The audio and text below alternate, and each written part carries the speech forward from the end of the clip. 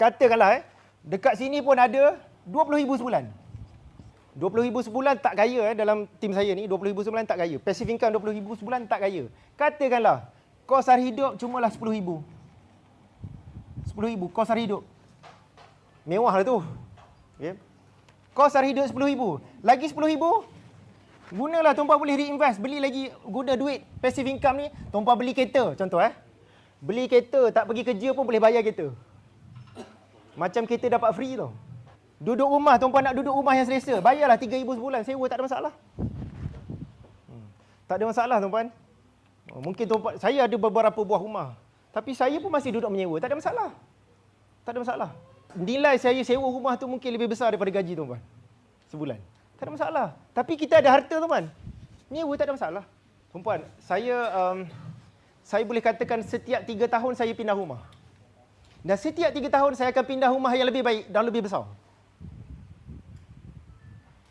Dan setiap kali saya pindah rumah, saya rasa inilah rumah yang terakhir yang saya akan duduk. Rumah yang terbaik sekali. Dan saya akan beli rumah tu. Tapi tuan-puan, hidup kita ni berubah. Sampai satu ketika, rumah tu kita rasa dah tak cukup keperluan. Dulu anak saya kecil, sekarang anak dah besar-besar. Jadi saya pindahlah pergi sewa rumah lain. Tuan-puan, rumah yang mahal-mahal, yang bagus-bagus, tuan-puan, kita tak payah compete dengan sesiapa. Owner tak berani nak halau kita keluar. Kalau dia halau kita keluar, dia tak ada duit nak bayar bank. Rumah mahal tuan-puan, yang kita duduk berebut ni, rumah-rumah murah. Rumah mahal tak berebut tuan-puan, tak berebut dengan orang lain.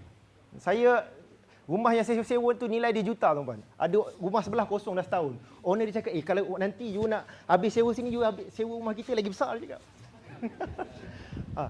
You sewa berapa? Sekian. Oh, you tambah 500 tapi you dapat rumah lebih besar. Oh, siap offer dah. Dia nak sailang customer jiran dia. Sebab tuan-puan, bukan senang nak dapat menyewa kawasan rumah-rumah mahal. Bukan senang tuan-puan. Jadi bila kita ada harta tuan-puan, kita ada passive income, kita boleh pilih kat mana kita duduk. Jangan kelagabut.